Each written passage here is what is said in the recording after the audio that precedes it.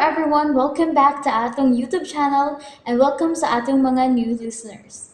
Excited na ba mo sa atong mga bagong episode o bagong drama? Yes, na ating mga bagong drama Bisaya. Subscribe na mo sa atong YouTube channel sa Radio Drama Bisaya and hit the notification bell aron ma-notify mo sa atong mga bagong uploads. And sa mga nag-atang sa atong mga new episode, mo niya ang sumpay sa atong drama. Draco. Palihog tabag ako. Unsa pagkaunsa nga ikaw ilikim. Nahimo mang mao si Draco. Ang una kong apuhan. Ha? Ining lawas na ilikim. Misod ang way pagtaliwan kong kalag. Taypa. Uwa ko nasabtan. Naglibo ko. Ilikim, please. Ayog usiki kining maong kay gayunan. Ano kun imo pa kining palapyon? Karon na ang hustong panahon. Aron imo silang pasabton. Pasabta sila sa hapsay nga paagi. Aron ila kang masabtan. Brina, Prenito, ang kasaysayan ni Draco, wa matapos niya itong kipatay siya ni Samuel Pinapuerte. Tungod kay human ni Adto, naglatagaw man ang akong espiritu sa kalibutan. Human pahamtangi sa silot, sa tagalangit, ang akong kalag na tinunglo. Daghanang lawas sa tao ang akong nasudlan, ug nagpakabuhi ko, aron hinulsulan ang dakong sa nga akong nahimo. Unsa?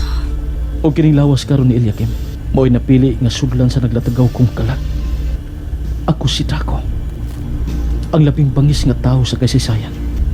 Apan human sa kamatayon sa kong lawas, dugay ng kapanahunan ang nakalabay. Gihinulsulan og akong gibasulat na nahimo kong sa nga akong nahimo sa tumanunubos nga si Jesucristo. Ambot. Pero gibati ko nagsulti ka sa tinuod.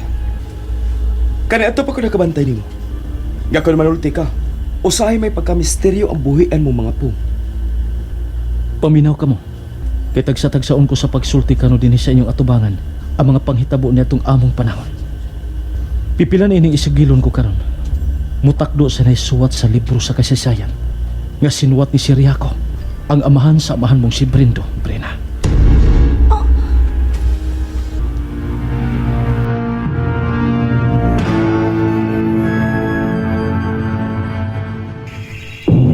Pangandam ka mo tanan!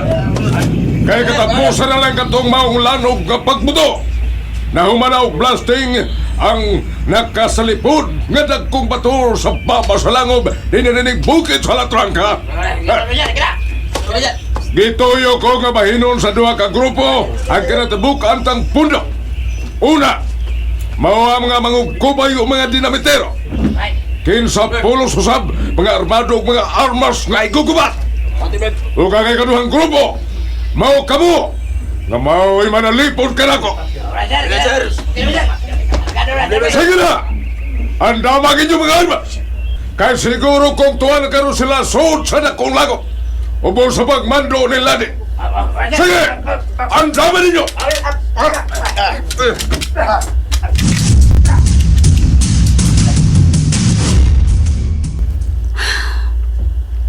Ako sa kumbahin. Dili ko kumbinsido. I'm sorry.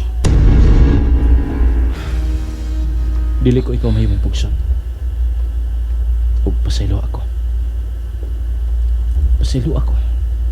Kana kung sayop man day ang pagsulti ko karon ining maong kamatuoran. Palihog lang ilikim. Undangan na kining binuanga. Ayaw kami taangan sa kung unang apuhan kung unsa may imong plano. Wa ko'y daotang plano. Wa, Brina. Igo na kanako nga sa pagtunglo sa taglangit sa akong kalag.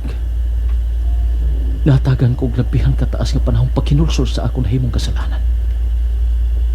Bisan pa man og gikapoy na ko. Please lang, husto na. Igo na. Ayaw na kipagtuon na akong ikaw. Reincarnation sa una kong apuhan nga si Draco. Tungod kay wa ko ka na mabasa sa basahon sa kasaysayan. Excuse me. Honey, ikaw na bahala nila. Diyos ko. Agi mong pagbuot pagyapon mo'y matuman. Eliakim.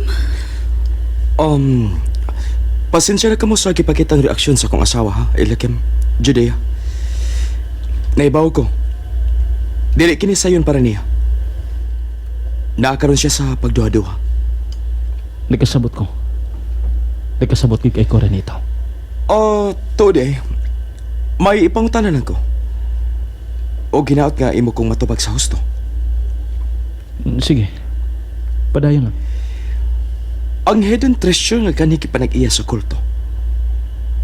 May kahigayunan ba nga mapanag-iya kini sa laing mga tao? Kaya nga no? Nagtinguha ka diya sa maong mga bahandi nito? Si Daddy Virilio. Toa karon sila sa bukiran sa La Tranca. Aron ipahigayon ang treasure hunting operation.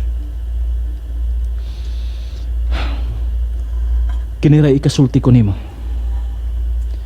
Duha lang ang mamahimong padol nga ni bisan kinsa nga magtinguha ni atong maong mga bahandi.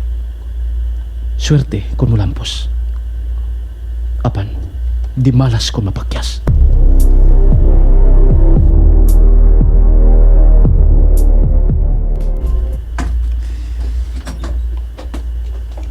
Brena. Honey. I'm sorry, Han. Nibi ako ni mo ubos sa mga bisita. Tuwa ng mga bisita. Nakabiya na sila. Pero akong kipasabot. Kung nganong ingon ato ang imong reaksyon.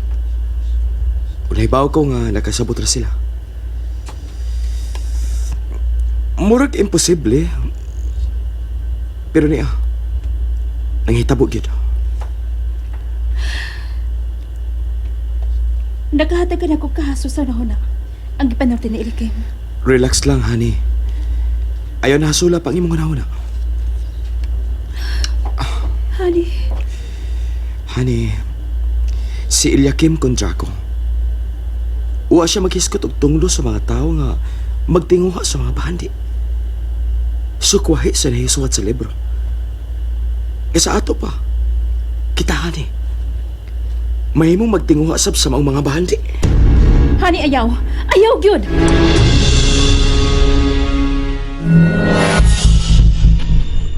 Tuwa lang sa hidden treasure nga kung nauna. Sila kakaroon si Daddy Virilio. Nilampos na karoon sila sa pagsuod sa sila kong nilangob ganay mo tangan ini.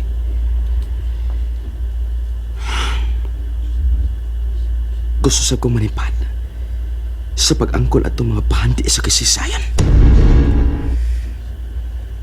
Gusto. Nga nang dili ko man ipakita ni Daddy Virilio. Nga usa ko kamatuon nga binafuerte. Dili ko may matang. Kinal mamasinsap ko nga may makapalig iya sa hidden treasure.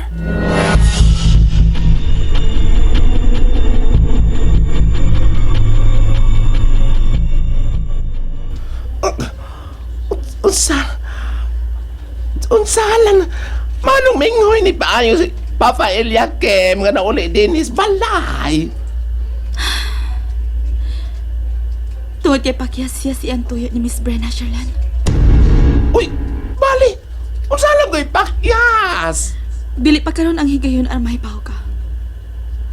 Basta kay pakyas mi sa among lakaw karon. Wa buliki sa maayong kahigayunan ang among gilauman. Nga mo'y mahitabo unta, Sherlan. Bali po. Nahala, sagbat na lamang ko, day.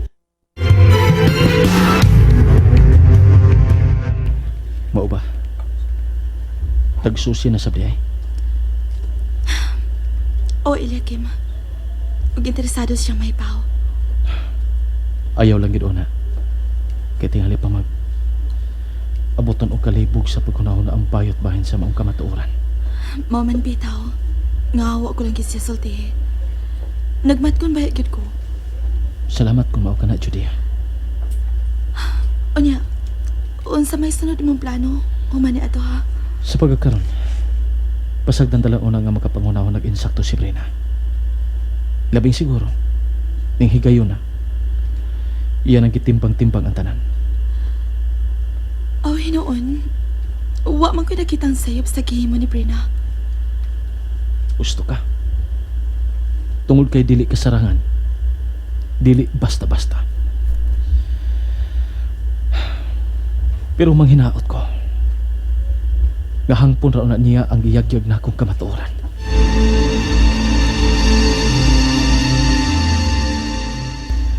My God, honey. Naghisgat ka sa mga bahandi nga gintirisan sa imong amahan. Nalimot ka? Nga manglimpyo ka pa man sa imong kaugalingon niya sa laod nga imo nahimo? Honey, Honey, please. Magsusi pa ta dito sa dapit nga hitabuan. Bahin sa pagkataon na itong imong gidasmagan.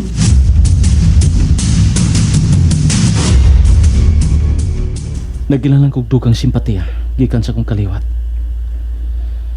Og sibre na lang unta mo'y akong gilauman. Nagkasapot ka ni mo, Eliakim. Gusto dito, katubang giingon ni Ranito, bahin sa mga bandi. Oh, kaya nga naman di ay. Nabalaka ko. Nga sama siyang amahan. Hilom sab siyang nagtinguha niini. Unsa? Ang kinidlap sa mga bandi makapahimong hakog sa tao. O nabalaka ko. Katingalig tungod sa maong bandi nga kanhi gipanag-iyas sa kultong Antikristo. Mag-unay na hinuon pinatyanay ang amahan ug anak. God. Mao kanay dili ko katugutang mahitabo, Judia.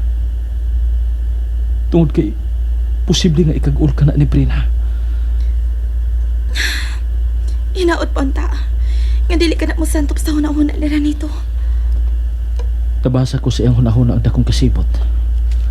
Aron mapanag-iya ang maong mga bandi.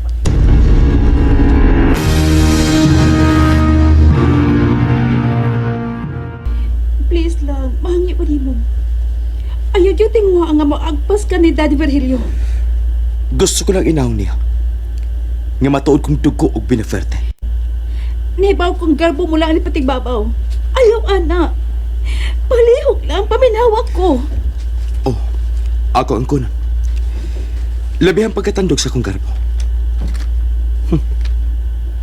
Wa ko magdahom. Gakaugalingon ko pang amahan. May muunay og yatak sa akong tawhanong katungod. Ug sa akong pagka-bineferte. Wa ka mag-inusara ni kinabuhi, ah. Ni akong imong asawa. Titi ka basagdan. Brena, O sahang imong hunahuna. Mao'y hunahuna, ah. Nga gawa sila sa pagkawanti ni Daddy Virgilio sa balaod. Nag-ungaw pag sa peligro ang iyang kinabuhi. Nga nangita sa nalubong ng mga bahandi, ilawom sa dakong langop sa bukiran sa latrangka. Brena, nga nang buotan ka man kayo nga rin ako. Unsa ko na pangatanaha?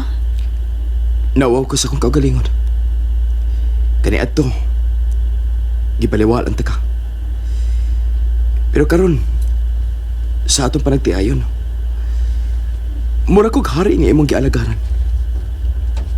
Nauwaw kay ko, Honey, pasaylo ako. Pero dili ka makapugong nako. Kinahanglan na mo palayo ko. Aron makabarog ko sa akong kaugalingong tiil. O kung mahitabo na unya ka na, mubalik ko nimo. Aron ipakita ko nimo nga lig-on ko. Og makamao kong maningkamot alang sa akong kaugalingon. And there you have it, everyone. Thank you for listening for today's episode. Stay tuned for our next episode. Bye bye.